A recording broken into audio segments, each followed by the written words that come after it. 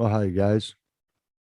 What you are looking at right here is, believe it or not, this is my old tiny teardrops camera, my Canon. It's an older camera, but it did fairly well. I had it mounted up on the canoe rack bar with a camera mount. So I just let it film as I drove into quote unquote Bigfoot country. And I just wanted to get a different shot and experiment. And there's a little bit of a shake, but it's on top of a vehicle. But it did pretty good.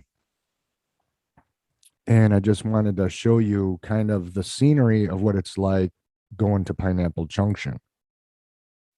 And I was really hoping that maybe I'd get some wildlife that would cross the road with that camera up top. But unfortunately, you never get what you want. Um,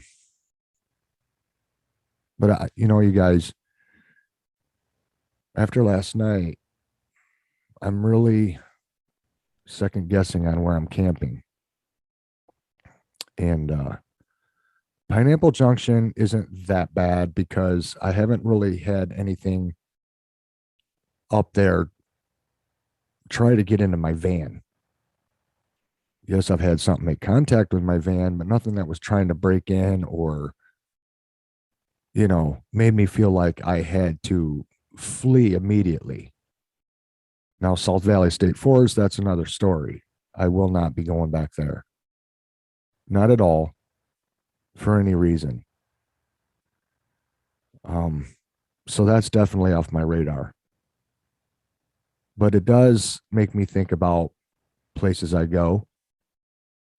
I have to think about, does it have a good escape route?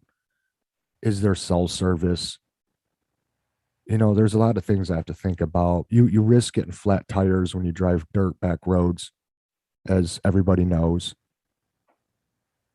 And that makes me think about my hand condition on if I'd even be able to get a tire off by myself. Um, I never thought I'd be at a point in my life where I'd even be having this conversation, but I have to think about these things. I'm not getting any younger. And I try to be as careful as I can be. And just so you guys know, I'm not driving actually this fast down the dirt road. I don't drive my van this fast down. I don't know why in cameras in video it looks like I'm doing 10, 15 miles an hour faster than I actually am. I was creeping down this road. So anyway, I just wanted you to know that. I don't abuse my vehicle. I try to be as careful with it as I can be because I don't want to get a flat.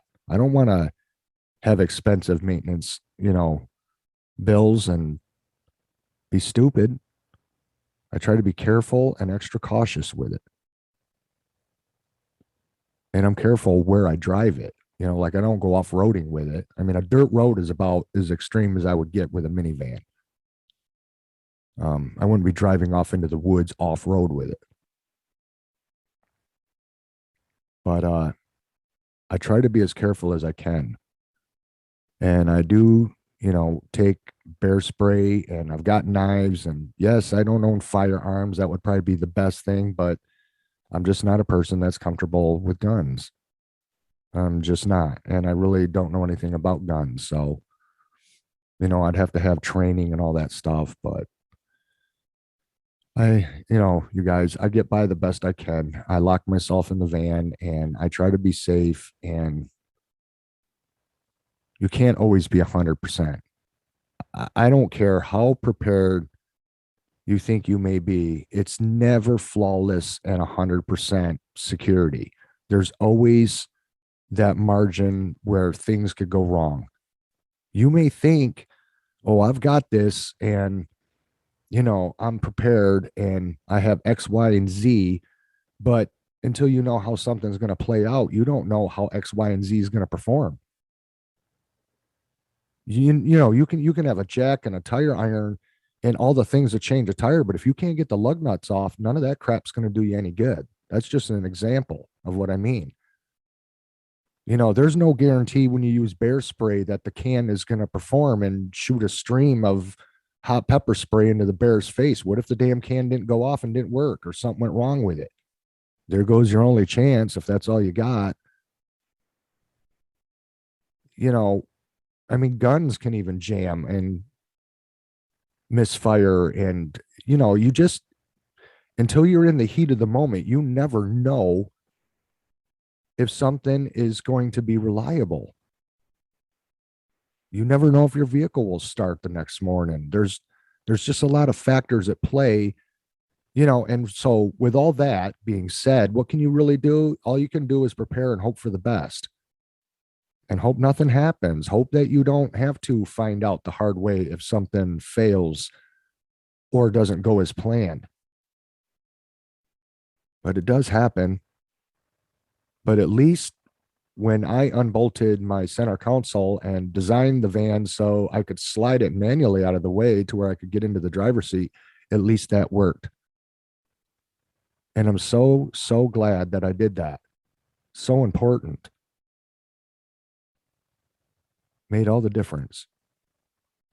So it's that forethought of trying to think, how can I make improvements? Well, that's one improvement that I did that actually made a big enough difference to where I could get into the driver's seat and drive away faster than I otherwise would have been able to if that center console was still bolted in place to the side driver's seat. It would have made it very difficult to climb over that, get into the seat, and then put my legs down under the steering wheel. It would have been really cramped. But it left me that opening I needed, that aisle. So it's little things. It's forethought, it's planning and preparing and thinking ahead. Like, if I needed to do this, would it work? Or do I got to make improvements? That's the kind of thing that I try to think of. But there again, you can't always know until that moment arises. And to be honest with you guys, I never ever thought that I would actually have to do that, where I'd have to actually get in an emergency situation behind the wheel of my van. I set it up so I could do so, but in the back of my mind, I was thinking, well, I probably never will really have to do this.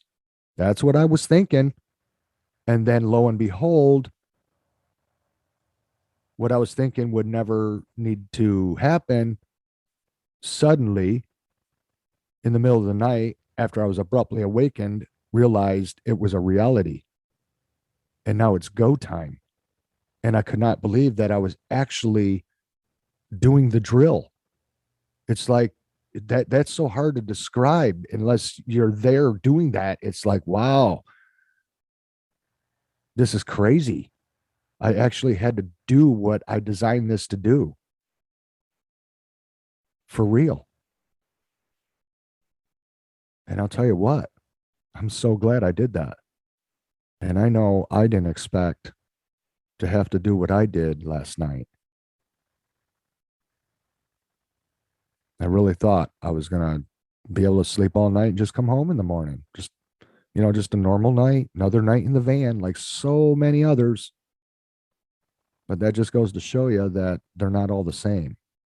And you never know when that one night that could be totally different could come along.